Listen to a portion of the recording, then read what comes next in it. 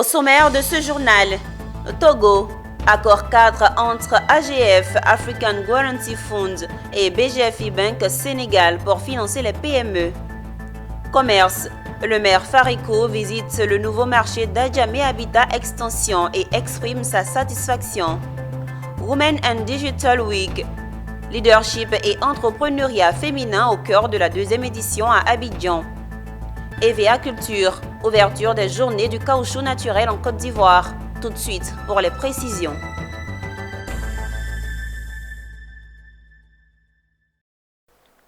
Madame, Monsieur, heureuse de vous retrouver pour le journal sur Business 24 Africa. Démarrons cette édition au Togo. Les petites et moyennes entreprises bénéficient de financement grâce à un accord cadre de partenariat.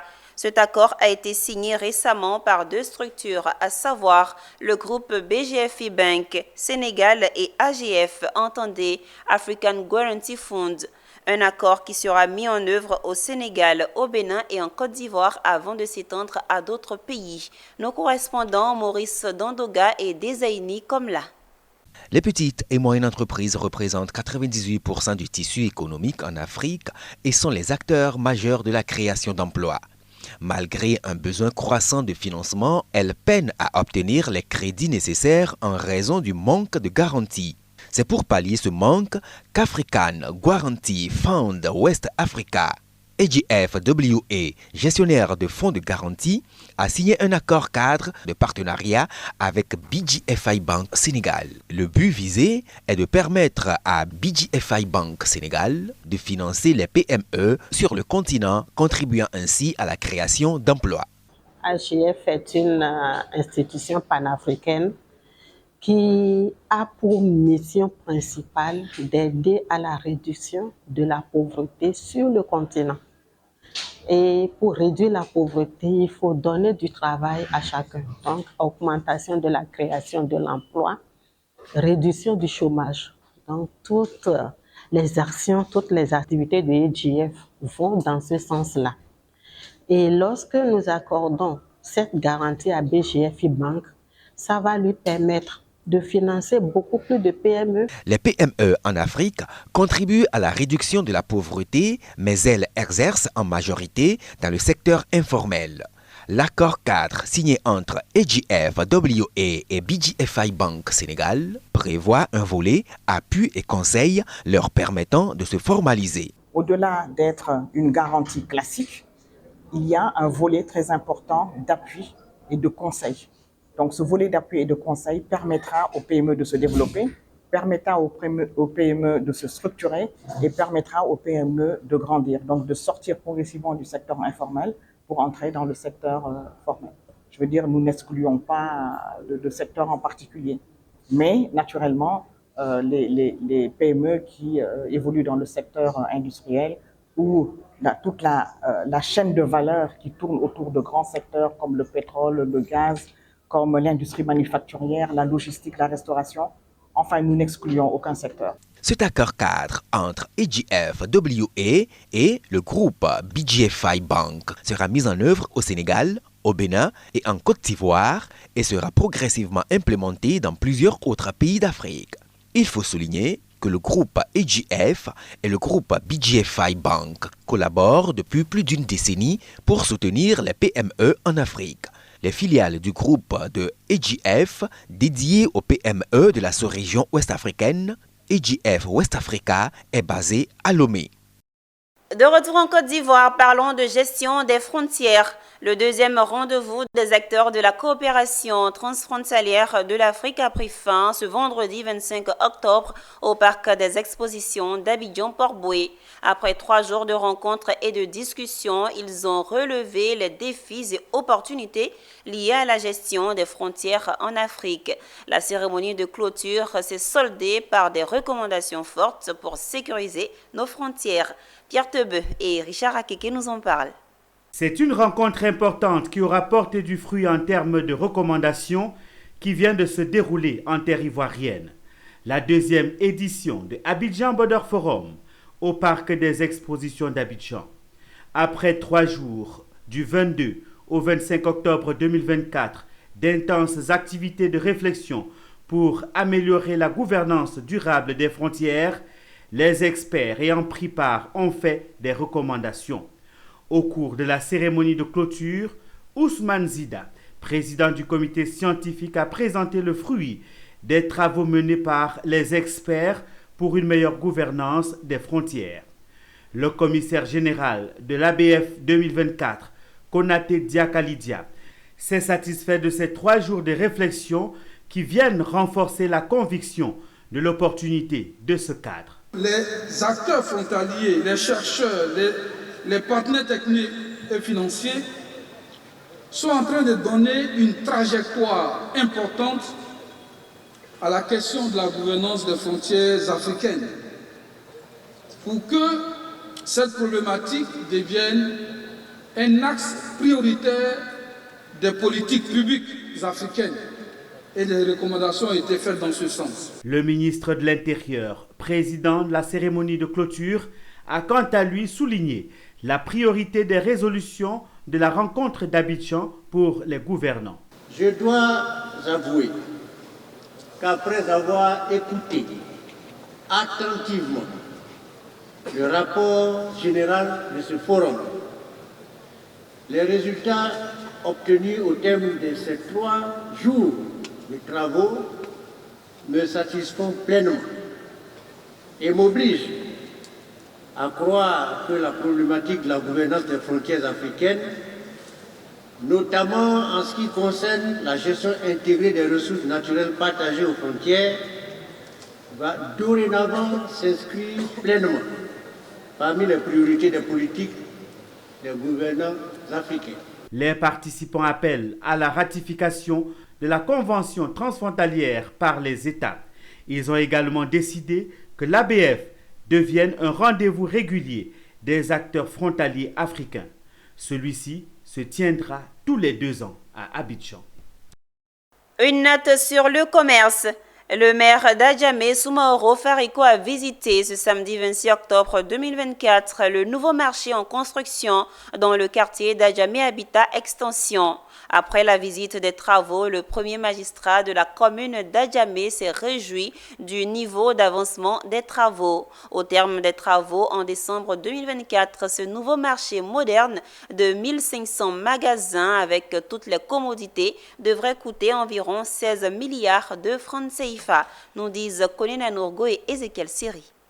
C'est un bâtiment aux 3 quarts achevé que le député maire d'Adjamé a visité ce samedi 26 octobre 2024. Ce bâtiment R+3 avec sous-sol est le nouveau marché d'Adjamé Habitat Extension. Accompagné par la directrice commerciale de RCI Kwara, Soumaoro Farikou a fait le tour de l'ouvrage bâti sur 2,5 hectares et destiné à accueillir les commerçants d'Adjamé dès décembre 2024. C'est le plus grand marché de la Côte d'Ivoire, avec plus de 24 000 m², 1000 magasins, plus de 1600 box et 500 magasins, en plus des parkings. C'est plus grand que le forum des marchés d'Adjamé, qui jusque-là était le plus grand marché de la Côte d'Ivoire. On peut rassurer les souscripteurs parce que ce marché, vous voyez, la rapidité avec laquelle le marché a démarré et au jour d'aujourd'hui, nous sommes presque à la fin, puisque le marché est totalement construit et il reste la finition.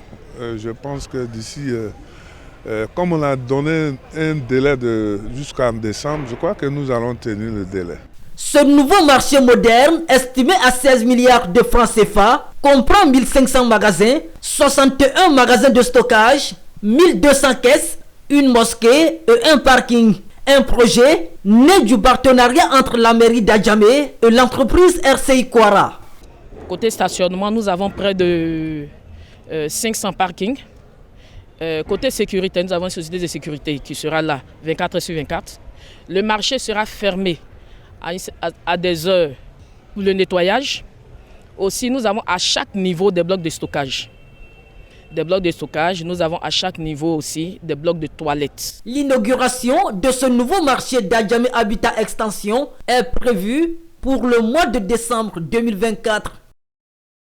Nous restons dans la commune d'Adjamé où le maire Farikou a présidé une cérémonie, celle de la restitution de la terrasse des 220 logements aux jeunes du quartier. La terrasse qui avait perdu son lustre d'antan a été rénovée par l'Agéroute sur demande de la mairie d'Adjamé. Nos reporters Philippe Zabou et Setekissi ont été témoins de cet événement.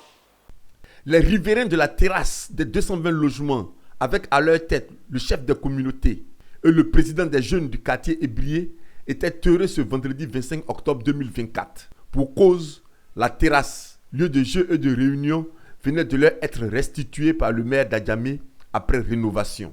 Une bonne nouvelle pour eux. Effectivement, j'ai vu la terrasse nouvelle et j'ai vu aussi la terrasse rénovée. Je suis très fier de ce travail effectué par vous. Déjà, c'est un sentiment de fierté qui nous anime. Nous sommes fiers de tout ce qui a été réalisé sur tous ces terrains parce que ça faisait plus de 20 ans que nous recherchons des moyens pour que le terrain puisse être réhabilité. Et aujourd'hui, c'est chose faite. Je pense que tout le quartier, à mon nom, on remercie le DG de l'Agéroute qui a répondu favorablement à notre courrier par le biais de notre grand frère, M. Abdelkader Sissé, et sous la bénédiction du premier magistrat de la commune, M. Soumarou Farouk. La situation de la terrasse que nous voyons aujourd'hui, il y a 3 cycles. La terrasse que la CICOG nous a laissée, ce n'était pas la terrasse, c'était un parking qui après a été utilisé par les riverains. Pour le maire de la commune, ce acte est à mettre au profit de la renaissance d'Adjamé. Nous avons commencé par le complexe sportif Marie-Thérèse. Le prochain site, c'est le site complexe sportif Fraternité Matin, qui est déjà en chantier. D'ici quelques mois, on va l'inaugurer également. Et grâce à la population d'Adjamé, qui nous porte toujours leur confiance, et nous sommes en train de nous battre pour que d'ici quelques années, Adjamé va ressembler à une commune où il fait bon vivre. La terrasse fait environ 1600 mètres carrés et c'est une aire de jeu pour les jeunes. Tout autre chose, les femmes sont appelées à s'investir dans le digital, prendre des initiatives pour impacter leur génération. Le Women Digital Forum, une rencontre initiée par Jet Size, a tenu sa 2e édition ce week-end. Objectif, sensibiliser les femmes à l'utilisation du digital qui passe par une formation. Les détails avec Anja Semien et Tima Traoré. Être une leader et entreprenante à l'ère du digital, oui, c'est possible. Et ça, le Women Digital Forum l'a démontré. La 2e édition du genre qui vise à renforcer la présence et l'influence des femmes dans le secteur numérique et de l'intelligence artificielle, un domaine en pleine expansion en Côte d'Ivoire et en Afrique. Cet événement phare a pour mission de promouvoir le leadership et l'entrepreneuriat des femmes dans l'ère numérique. À une époque où la technologie redéfinit nos vies, il est primordial de créer un espace où les femmes peuvent échanger, apprendre et s'inspirer. Selon des statistiques, les femmes n'occupent pas plus de 30% des postes dans le digital et moins de 15% d'entre elles le font sur des fonctions à forte responsabilité. Le Women Digital Forum s'emploie à favoriser l'autonomisation des femmes en leur fournissant des compétences nécessaires pour exceller dans le monde numérique. Encourager les populations féminines, les populations professionnelles et même les femmes dans l'informel à se tourner beaucoup plus vers une meilleure compréhension des usages numériques pour pouvoir justement en tirer profit, que ce soit sur le plan professionnel, du développement de carrière et même surtout du développement de l'économie de nos pays. Aujourd'hui, si je prends l'exemple de l'intelligence artificielle qui est mon domaine, grâce à l'intelligence artificielle, un entrepreneur avec peu de ressources peut vendre un produit, peut créer grâce à l'intelligence artificielle, peut vendre ce produit. Cette 2e édition a été soutenue par la ministre de la Femme, de la Famille et de l'Enfant, Nasseneba Touré. Le commissaire général et le directeur de Jet Size entend faire du Women Digital Forum un événement incontournable en Côte d'Ivoire. En pleine transformation pour répondre aux défis de la durabilité, l'industrie ivoirienne du caoutchouc marque un pas important ce vendredi 25 octobre 2024 avec l'ouverture des Journées du caoutchouc naturel de Côte d'Ivoire. Placé sous le thème « L'industrie du caoutchouc naturel face aux enjeux de la durabilité, quelle stratégie pour quel marché ?» Cet événement vise à renforcer la coopération entre les acteurs du secteur. Diane Kablancan et Ezekiel Siri pour le point. L'industrie du caoutchouc en Côte d'Ivoire est à un tournant décisif, confrontée à la nécessité de réinventer ses pratiques pour répondre aux exigences croissantes de durabilité, tout en préservant sa compétitivité sur le marché mondial. C'est dans cette optique que s'est tenue la cérémonie d'ouverture des Journées du caoutchouc naturel de Côte d'Ivoire, un rendez-vous incontournable pour les professionnels de cette filière essentielle. Pour cette première édition, l'industrie du caoutchouc naturel face aux enjeux de durabilité, quelle stratégie pour quel marché? Cet événement de 3 jours rassemble les principaux acteurs de la chaîne de valeur du caoutchouc ivoirien. La filière du caoutchouc naturel en Côte d'Ivoire a un potentiel immense. Les Journées du caoutchouc naturel sont l'occasion de célébrer le chemin parcouru par la filière EVA en Côte d'Ivoire et surtout de réfléchir aux challenges à venir pour que cette industrie continue de prospérer afin de contribuer au développement économique de notre pays. Organisée par l'APROMAC, l'Association des professionnels du caoutchouc naturel de Côte d'Ivoire, les Journées du caoutchouc naturel de Côte d'Ivoire visent à renforcer la coopération entre les différents acteurs de la filière tout en mettant en avant les pratiques innovantes et durables. Au cours de cette cérémonie, les pionniers de l'éviaculture ont reçu des prix pour les contributions au développement de cette culture. Le premier appel, c'est de demander aux producteurs de tout faire avec le ministre d'État, de faire tout pour que la Côte d'Ivoire augmente sa production et que de 3e, nous passons à la 2e place au monde.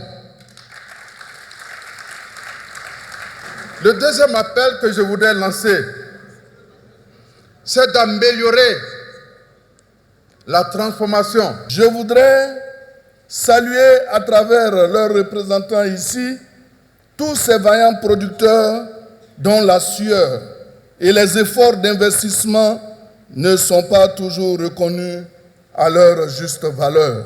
Notons que la Côte d'Ivoire en est le premier producteur africain et 3e mondial. En plus, avec une production de 1 678 000 tonnes de caoutchouc sec en 2023, l'éviaculture est dans le top 3 des spéculations agricoles du pays.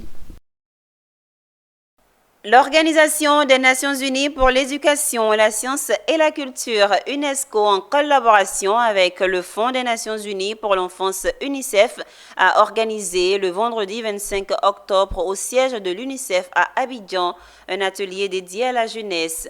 Dénommé les ateliers de Babi X Jeunes Blogueurs, cette activité vise à renforcer les compétences des jeunes, à améliorer leur potentiel et à une saine utilisation des plateformes numériques et digitales. Le reportage de Sandrine Kwame et Enoch Yao. Ces jeunes blogueurs et ceux de l'atelier de Babi sont tous très attentifs aux enseignements sur l'importance de la citoyenneté numérique. Organisée par l'UNESCO et l'UNICEF, cette activité s'inscrit dans la Semaine mondiale de l'éducation aux médias et à l'information, célébrée chaque année du 24 au 31 octobre. L'activité vise à encourager l'échange d'idées et le développement de solutions afin de promouvoir une bonne éducation aux médias et à l'information à l'échelle mondiale. Nous savons aujourd'hui combien il est important pour les jeunes de savoir comment bien utiliser et faire un bon usage de l'outil Internet, des réseaux sociaux. Il y a du bon, mais il y a également beaucoup de risques pour les jeunes et les adolescents, notamment lorsqu'ils transmettent ou qu'ils publient des informations qui peuvent mettre leur vie en danger ou leur réputation en danger. Donc l'occasion pour nous d'avoir des spécialistes, y compris de la police scientifique ivoirienne, de les sensibiliser à ce qu'il faut faire et à ce qu'il ne faut pas faire lorsqu'on utilise les réseaux sociaux. Nous matérialisons aujourd'hui cette coopération par une activité conjointe. L'UNICEF, depuis l'arrivée du représentant résident, nous montre la voie pour aller vers la programmation conjointe et ce qu'on appelle la co-création pour impacter de plus en plus, d'une manière significatives les cibles que nous avons. Rappelons que la citoyenneté numérique est l'ensemble des compétences, des droits, des devoirs et des comportements responsables qu'une personne doit adopter pour interagir de manière sécurisée, éthique, constructive dans l'univers numérique. Une note sur le changement climatique. Vous avez sans doute entendu parler des SFN, entendez, solutions fondées sur la nature en matière d'adaptation au changement climatique. La solution Radio Rurale Internationale est allée les chercher à Adzopé, Toumoudi et Sassandra à travers une étude dénommée le dialogue à l'antenne qui consiste à faire des sondages à travers des émissions radio interactives. Les résultats ont été présentés vendredi lors d'une rencontre d'échange ici même à Abidjan. Issa Badini et Andrin Salomon étaient présents. 2573 appelants, 6795 réponses, 1375 messages audio réalisés à travers des émissions radio interactives. Les canaux, les radios Assa de Sassandra, Kanya FM d'Adjopé et Nzassa de Toumoudi. Et c'est dans le cadre du projet Dialogue à l'antenne de Radio Rurale Internationale. Après un an d'études à travers des sondages auprès des populations locales, c'est l'heure des résultats. Probablement, ces résultats nous traduisent un peu la difficulté auxquelles sont confrontées les populations qui parlent de la santé des sols. Aujourd'hui, les populations sont confrontées à des sols qui sont fortement impactés par l'action de l'homme et du changement climatique. Et donc, comme solution que nous proposons à travers ces résultats, c'est d'impliquer dans les politiques publiques les solutions fondées sur la nature. Je tiens d'abord à féliciter l'organisation pour cette étude qui a été menée. C'est un projet qui est très important pour notre coopération canadienne et nous allons d'ailleurs, ça c'est une confidence que je vous fais, avoir une mission de visite sur le terrain, notamment à Toumoudi dans les prochains jours pour voir un peu de plus près ce que le projet arrive à accomplir. Les informations ont pour but déjà de montrer ce que nous avons relevé au niveau des communautés, de pouvoir les partager aussi avec les décideurs, afin de nous assurer que nous nous alignons sur les politiques et stratégies mises en place dans le cas donc, de l'adaptation au changement climatique. Avant, on s'asseyait dans les studios, on faisait les émissions, mais par rapport à ce projet-là, on allait sur le terrain et on arrivait quand même à prendre les préoccupations des populations. Donc ça nous a vraiment aidé. Radio Rurale Internationale est une organisation canadienne qui exerce dans une quarantaine de pays dans le monde et principalement en Afrique subsaharienne.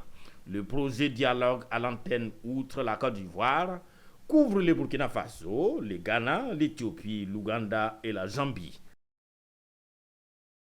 À Korogo, 27 jeunes Ivoiriens, précisément issus des régions du Guémon et du Poro, viennent de terminer leur formation en aquaculture et pisciculture. Après 3 mois de formation à Thiébissou, ils ont reçu le week-end dernier leur attestation. Cette formation qui a été initiée par le Conseil régional du Poro est mise en œuvre par le PSTACI Abidjan-Legassi, programme et l'AGFOP financé par l'État ivoirien vise à réduire les importations de produits halieutiques en produisant 70% des besoins de consommation de la population. Le récit de Daouda Ouattara.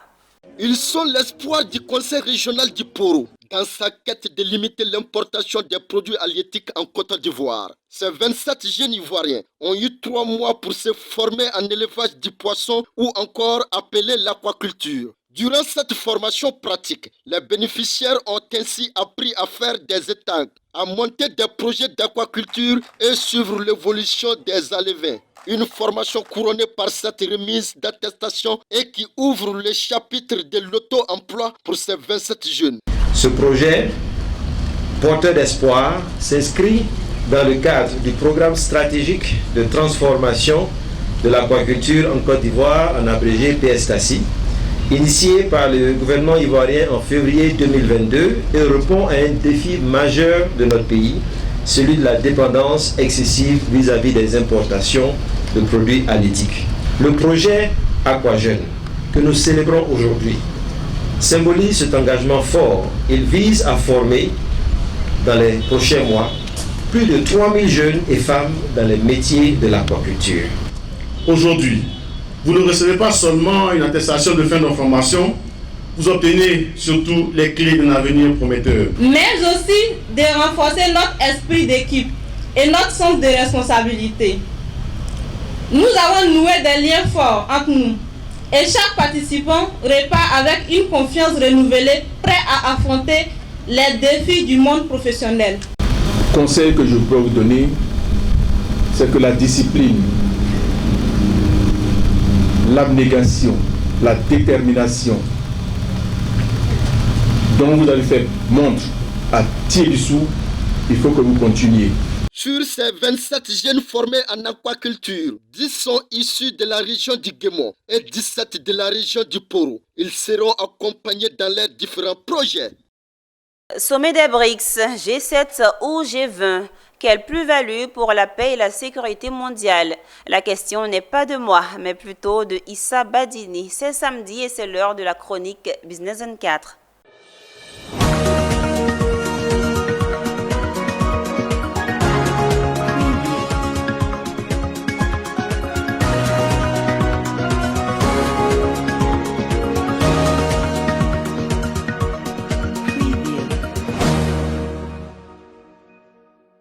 Cyril Ramaphosa qui fait des accolades à Vladimir Poutine, tout en rappelant le caractère précieux de l'amitié entre l'Afrique du Sud et la Russie. Le roi est heureux comme jamais. Ça se disait certes, il avait retrouvé du réconfort dans les bras des BRICS en quête d'un nouvel ordre mondial. Englué dans son opération spéciale fatidique, ce sommet des BRICS en territoire russe, en ces moments tumultueux de l'histoire du monde, où il est l'un des principaux acteurs, ce sommet, disent, est une fenêtre d'apparat pour le roi du Kremlin. Brésil, Russie, Inde, Chine, Afrique du Sud, en plus des nouveaux venus, l'Éthiopie, l'Égypte, l'Arabie Saoudite, les Émirats Arabes Unis, l'Iran, pour parler de géopolitique et économie. Sauf que pour Poutine, ce sommet chez lui, avec près de 20 dirigeants de ce monde, ce n'est ni plus ni moins qu'un adoubement de son invasion en cours et ses conséquences de l'Ukraine.